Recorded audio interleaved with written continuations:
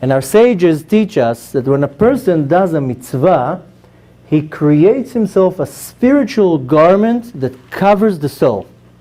The same way that in this world, I have to get dressed. I'm not going to walk in the street naked. It's going to be very embarrassing to walk in the street naked. And if it's cold and I have to put a coat, the clothes protect us, they cover us, they honor us. Same thing in the spiritual realm. The soul needs clothes. These clothes get created when we do mitzvot in this world. And I was completely naked. I didn't even have a mitzvah. I'm standing there completely naked. And I look around. Everywhere that I look, I see millions of eyes looking at me. All the souls of all the Jews of all generations are standing around me like a ring, looking at me.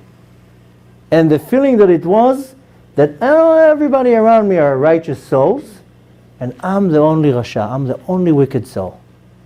And it literally felt like they were looking at me and saying, oh, it was you.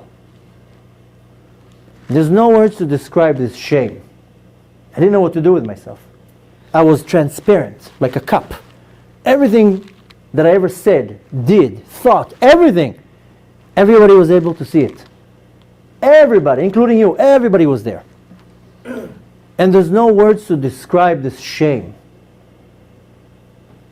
Worse than that, it literally felt like the entire room was full with Hashem's presence. And it literally felt like Hashem is standing in front of me. And I was so embarrassed that I was like with my head down.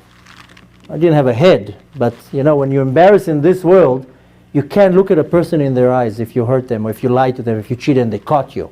You're standing like, And I knew Hashem is standing in front of me. I couldn't lift up my eyes. I knew that if I lift up my eyes, I see Hashem. It was just obvious. And it didn't feel like Hashem is standing there like with a baseball bat waiting for me to pick up my head and to smash me into pieces. It felt like Hashem was so disappointed, like as if Hashem told me, what did you do? I sent you down to this world with a list this long of things to do.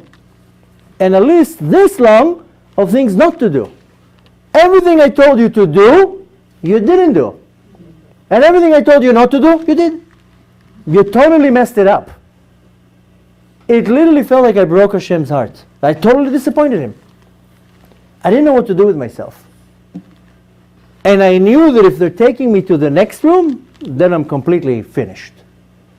And I was begging, leave me here. I'll take all this suffering, this shame, that everybody knows exactly what I ever did in this world. I'll take all this suffering. Just don't take me there.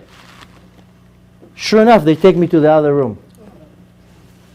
And I knew that this room is like this courthouse, and I'm going to be judged out for every little thing that I ever did.